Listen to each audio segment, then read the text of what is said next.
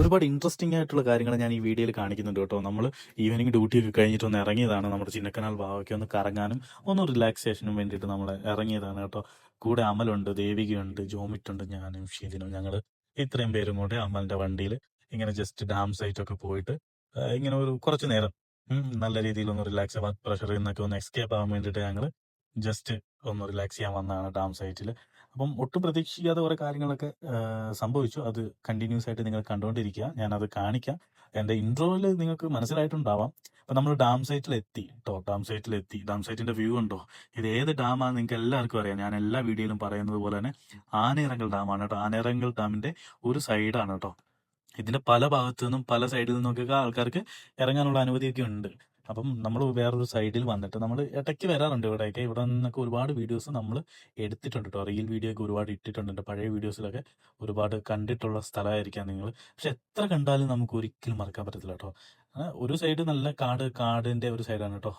അപ്പോൾ നമ്മൾ ഒരുപാട് ടൈം സ്പെൻഡ് ചെയ്യാനും ഒരുപാട് ടൈം നമുക്ക് ഈവനിങ് റിലാക്സ് ചെയ്യാനും ഒക്കെ പറ്റിയൊരു സ്ഥലമാണ് കേട്ടോ. ഒരുപാട് പേര് ചൂണ്ടയിടാനൊക്കെ വരാറുണ്ട്. നമ്മളും ഇടയ്ക്ക് വന്നിട്ടുണ്ട് കേട്ടോ. ഒരുപാട് മീനൊക്കെ കിട്ടും, നല്ല വലിയ മീനൊക്കെ കിട്ടും. ഡാം ആയതുകൊണ്ട് തന്നെ നിങ്ങൾക്ക് എല്ലാവർക്കും ഊഹിക്കാലോ എന്തോരം മീനുകളൊക്കെ ഉണ്ടാവും കേട്ടോ.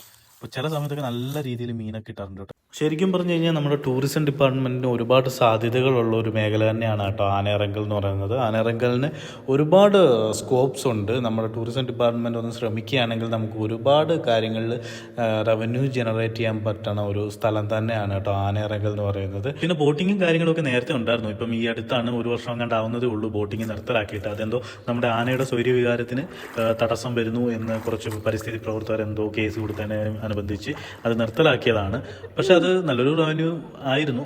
എന്നാലും അറിയില്ല, ഫ്യൂച്ചറിൽ ചിലപ്പോൾ അത് റീസ്റ്റാർട്ട് ചെയ്തേക്കാം.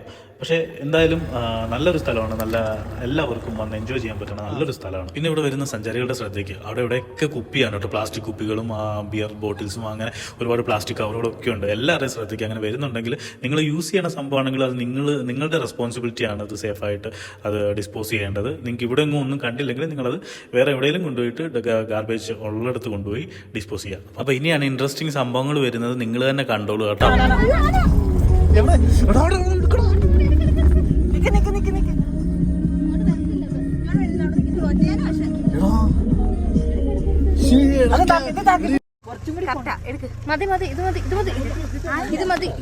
ഇത് നമ്മുടെ ചക്കക്കൊമ്പനാണ് കേട്ടോ. എല്ലാവരും കേട്ടിട്ടുണ്ടാവും ചക്കക്കൊമ്പനെ കുറിച്ച്.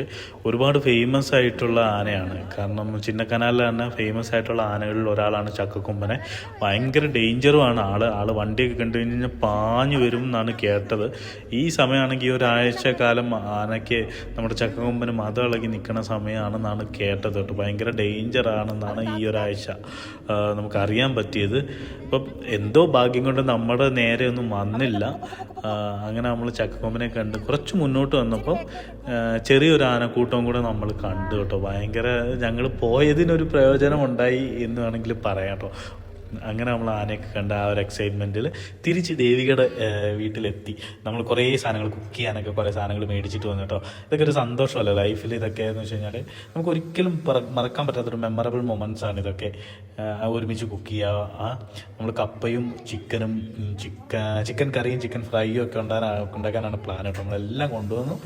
അങ്ങനെ ഞങ്ങൾ എല്ലാവരും അങ്ങോട്ടും ഇങ്ങോട്ടും ഹെൽപ്പ് ചെയ്ത് നമ്മൾ എല്ലാം ഉണ്ടാക്കുകയാണ് കേട്ടോ.